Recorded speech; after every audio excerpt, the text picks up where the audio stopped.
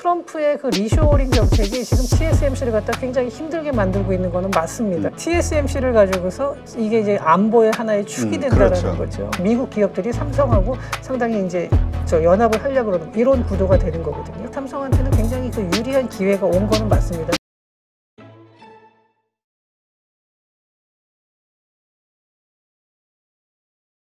요즘 그 트럼프 대통령이 이 관세라는 것을 이용해서 많은 해외 기업들에게 압박을 가하고 미국에 공장을 짓게 하고 뭐 일자리를 만들게 하고 여러 가지 그 노력을 지금 기울이고 있죠. 근데 그 가운데서도 우리 한국도 엄청난 압박을 받지만 대만도 TSMC라는 아주 글로벌 기업이 있는 이것을 가지고 너무나 압박을 가하기 때문에 대만인들 뭐 뉴스 나오는 거 보니까 마음 먹었다 우리를 죽이려고 뭐 이런 그 불만들이 막 가득 그 나오는 것 같아요. 지금 이 상황 좀 한번 설명해 주시죠. 지금 이제 대만에서도 저도 봤더니 여론조사를 해보면은 이제 미국을 신뢰하지 않는다. 그리고 미국에 대해서 약간 적대감을 갖는 사람 숫자가 굉장히 많이 늘어난 거는 맞습니다. 근데 그 가장 큰 그 배경이 뭐 여러 가지가 있을 수 있겠지만 역시 TSMC에 대한 압박이죠. 네. 그래서 TSMC가 이제 애리조나 공장을 지었는데 여기 적자가 우리나라 언론에 나왔죠. 이게 지금까지 누적 적자가 1조 7천억 원에 달한다. 그러면서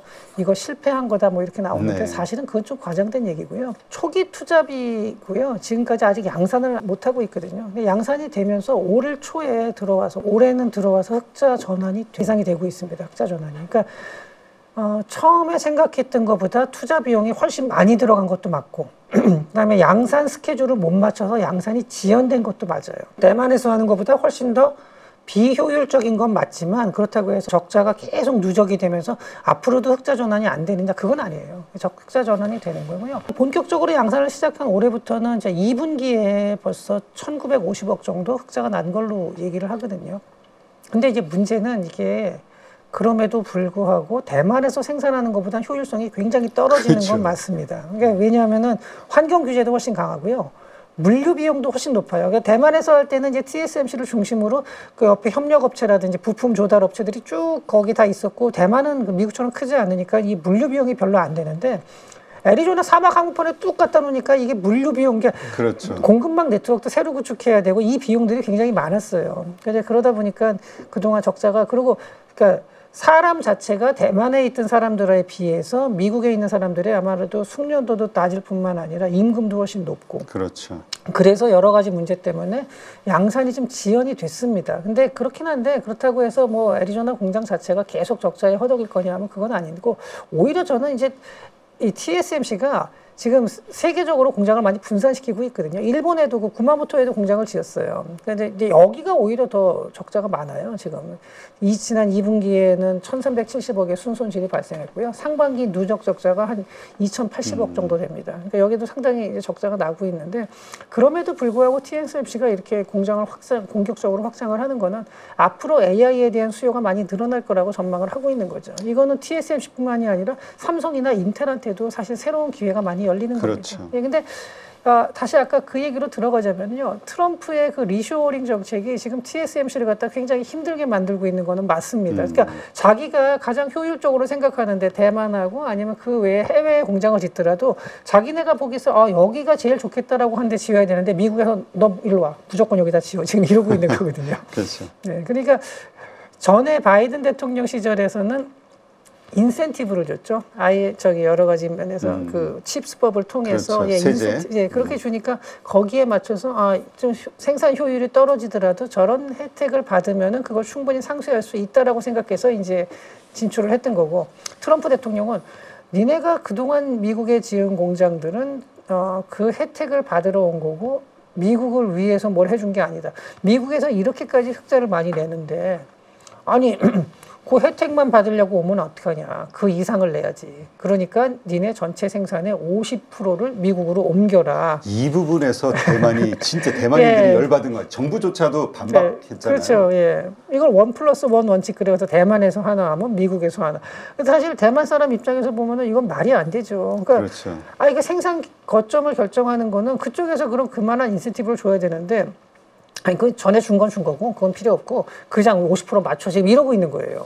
그러니까 지금 뭐 한국에도 그렇고 일본에도 그렇고 너네 이제까지 미국에서 번 이 모든 돈 여기다 그대로 다 다시 내놔. 이런 걸로 네. 받아들일 수밖에 없다는 그렇죠. 불만들인 것 같아요. 네. 근데 이제 저는 그게 현실적으로는 잘 안 될 거라고 보는 게 지금 애리조나 공장이 제가 흑자 전환이 됐고 이제 앞으로는 그래도 흑자를 낼 거다라고 말씀을 드리지만요.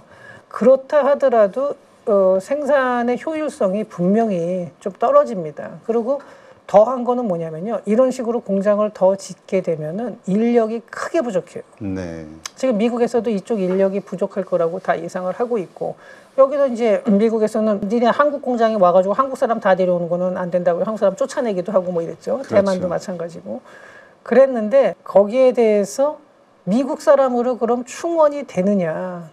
근데 지금 월스트리트저널에서도 얼마 전에 한번 그게 나왔는데 그 공장들 쪽 인터뷰를 해보면은요, 도저히 안 된다. 자체적인 교육 프로그램을 만들어가지고 사람들을 트레이닝을 하고 있고 한데, 그거 가지고 지금 턱없이 부족하다. 이렇게 얘기를 하고 있어요. 그래서 미국에서도 처음에 이렇게 하다가 아마 자기네 인력 공급 스케줄에 맞춰서 조금 이제 얘기하지 않을까. 그러니까 정말로 막 지으라고 지어놨더니 사람이 아무도 없으면은 공장을, 그러니까 운영할 사람이 없다 그러면은 그건 큰 문제가 되기 때문에 아마 그렇게 이제 속도 조절은 좀 있기는 할 것 같습니다. 근데 또 하나는 저는 TSMC도 약간은 그 현지화 전략에 좀 잘 못하는 게 애리조나 공장에서도 그런 불만이 나와요. 그 미국 사람들도 같이 다 일하고 하는데 회의를 중국어로 한대요. 네.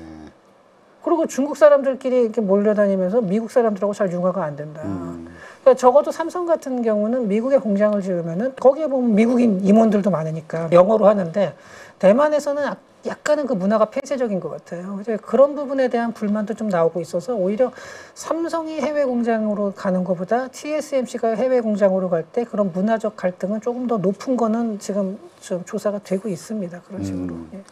어쨌건 이런 그 미국의 트럼프 대통령의 그 리쇼링 정책 이것이 정말 많은 나라 그다음에 기업들의 불만을 사고 있다. 이거는 역효과를 얻고 있다. 이건 뭐 분명한 사실인 것 같아요. 네, 그렇죠. 예. 네.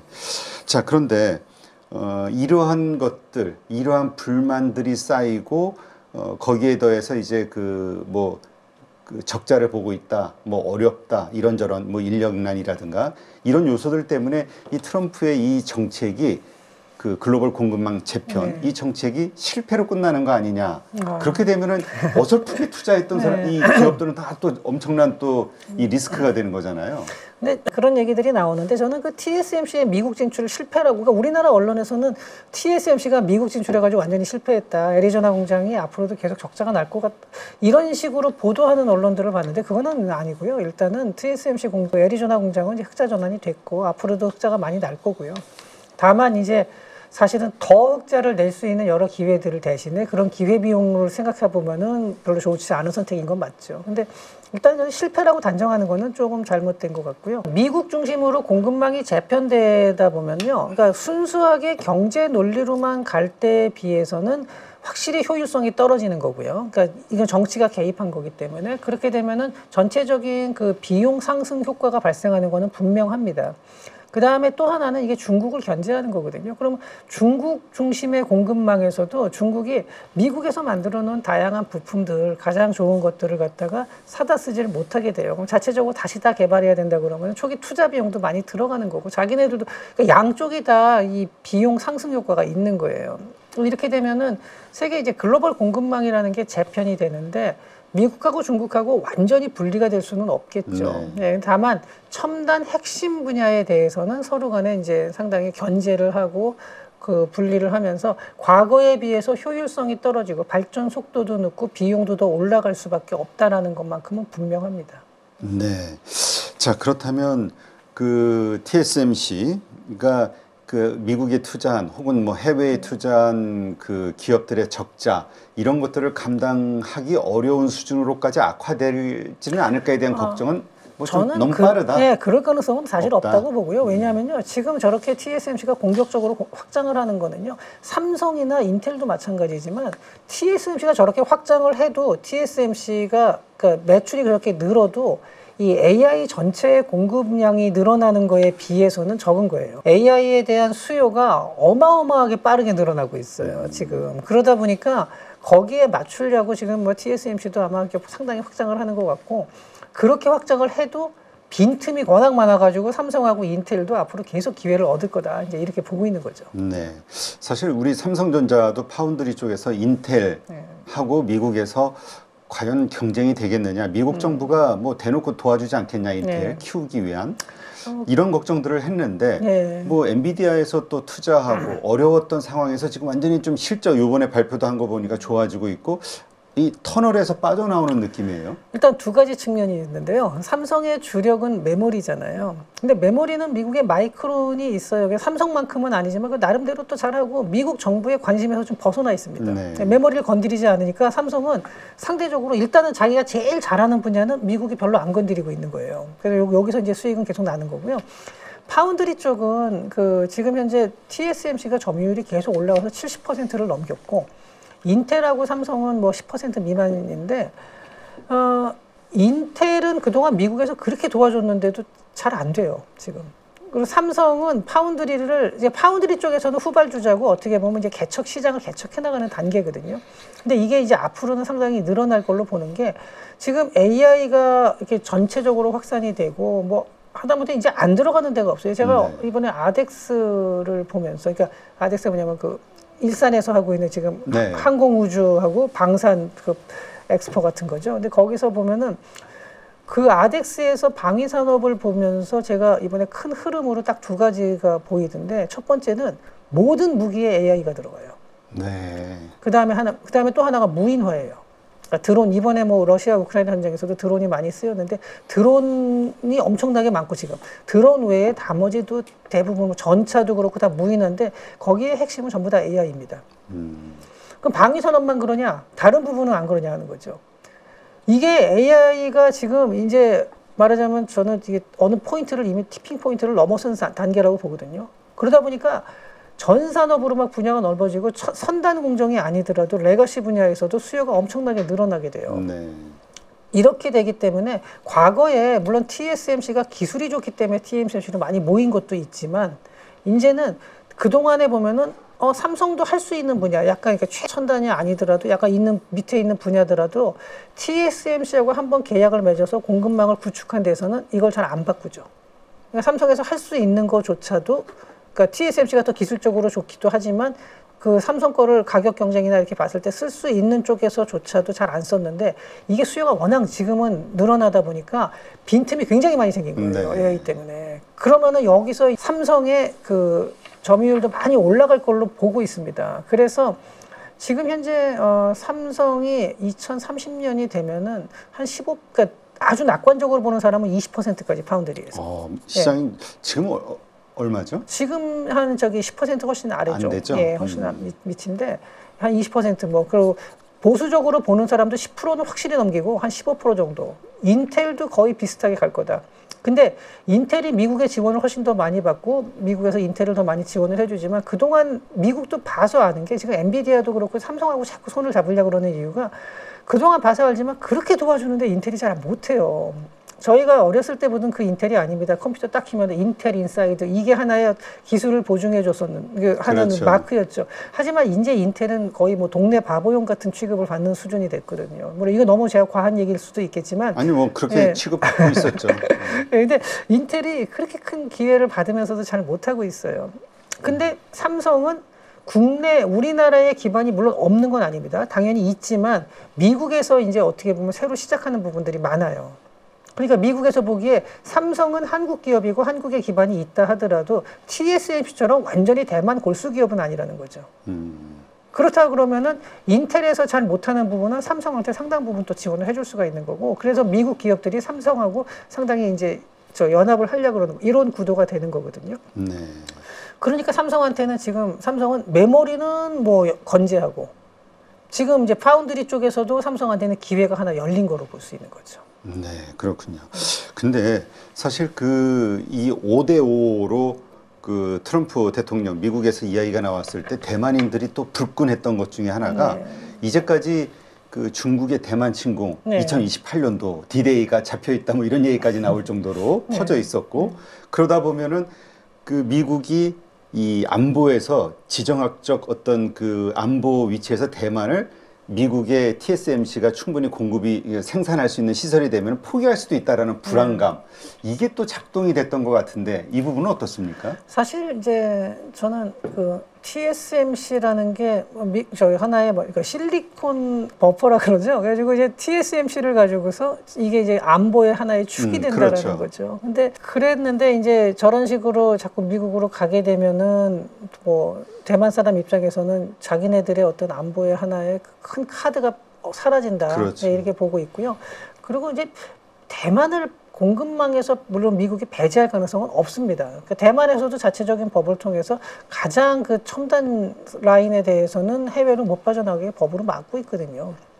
실제로 애리조나 공장에 있는 것도 최첨단 라인은 아니죠. 아, 네, 그건 그래요? 대만에 남아 레거시 있습니다. 쪽인가요? 레거시라고까지 하기는 어렵지만 저거 최첨단 제품은 일단 대만에 남아 있는 상태거든요. 그래서 애리조나에다가 지어준 것도 뭐 레거시까지는 아니라고 볼 수는 있겠지만 항상 보면은 최첨단은 이제 대만에서 나오고 그 다음에 바로 이제 애리조나 공장으로 가는 이런 구도를 만들려고 하고 있는 거예요. 근데 그렇다 하더라도 어찌됐든 간에 그리고 가장 핵심적인 거는 대만에서도 대만 내에 지킬 거기 때문에 그러니까 TSMC를 공급망에서 미국에서 배제할 가능성은 사실 없고요. 그리고 만약에 그렇게 해가지고 막 그 TSMC를 전부 다 뜯어가지고 사람까지 다 데려와서 미국에 논다 하더라도 과연 현재 대만에서 공급하는 것만큼의 수율이라든지 그런 그 효율성, 비용이라든지 이런 걸 맞출 수 있느냐? 이건 좀 어렵다고 보거든요. 그래서 그렇게 할 가능성이 크지가 않고요, 미국에서도. 또 하나는 그리고 반도체 외에도 대만은 지정학적으로 상당히 중요해요. 그러니까 정말 중국 딱 바로 밑에서 그 남중국해에 이 그렇죠. 대만이 빠지면은 이거 완전히 중국에 장악할 수가 있거든요. 거기에 그냥 떠 있는 이 항공모함이라고 생각하면 네. 돼요. 그렇기 때문에 미국에서 그 지정학적인 중요성 때문에라도 대만을 그렇게 쉽게 포기는 못할 겁니다. 근데 다만 이제 요즘에 대만에서 그 반미 정서가 올라가면서 미국 입장에서 저렇게 미국을 이제 싫어하는 감정이 올라가고 자기 스스로 중국하고 싸우려는 어떤 강한 의지가 잘 안 보인다면은 미국 입장에서도 대만에 대해서 조금 생각을 달리할 가능성, 그럴 우려도 뭐 완전히 배제할 수는 없습니다. 그러게요. 뭐 야당과 여당 그 스탠스가 보니까 친중, 네. 뭐 반중 이게 뭐 되게 엇갈리더라고요. 근데 뭐 이게 압도적인 차이가 아니라 거의 비슷한. 네. 그래서 선거 때마다 이슈가 될 네. 수밖에 없는. 근데 이제 친중 반중이라고는 하는데 사실은 그 둘 다 일단 중국하고의 충돌을 피해야 된다라는 그 큰 흐름은 둘 다 동일합니다. 그리고 중국 지금 현재의 체제를 어떻게든 잘 지키려고 노력하는 거죠. 예. 근데 그렇게 하는데 이제 약간 더 친미냐 아니면 네. 좀 더 친중이냐 요 정도 차이가 되는 거죠. 근데 이러한 어쨌든 그 불확실성 네. 이것이 이제 한국에 기회가 오는 거 아니냐, 삼성전자에 네. 기회가 오는 거 아니냐. 지금 거의 그 TSMC가 이쪽 파운드리 쪽에서 네. 거의 70% 80% 가까운 시장 네. 점유율을 글로벌리 가지고 있잖아요. 한국에 이것이 큰 기회가 되는 거 아니냐에 대한.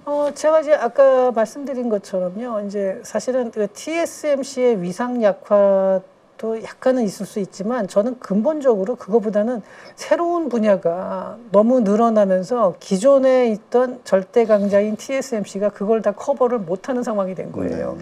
그러니까 제가 방위산업 얘기를 했었는데 자율주행에 들어가는 이 AI 칩이 얼마나 많겠습니까? 자율주행이라든지 앞으로 뭐 여러 가지 그 우리가 실생활에 활용하는 것 중에서도 AI가 이제 다 쓰이게 될 텐데 이렇게 되니까 TSMC가 매출이 줄어서가 아니라 TSMC도 늘어나는데 삼성하고 인텔 쪽에서 더 많이 늘어나는 거죠.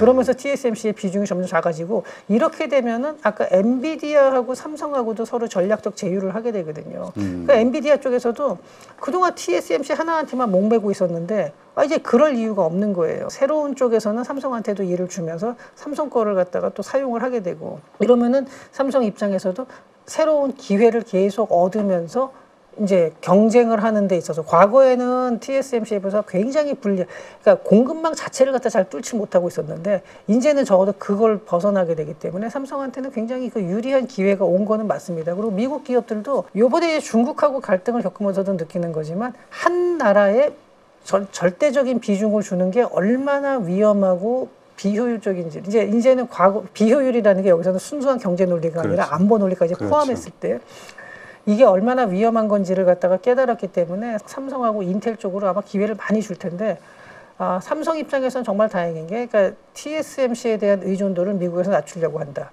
또 하나는 인텔이 근데 잘 못한다. 이런 점에서 삼성에서 상당히 기회를 얻고 있는 거죠. 네.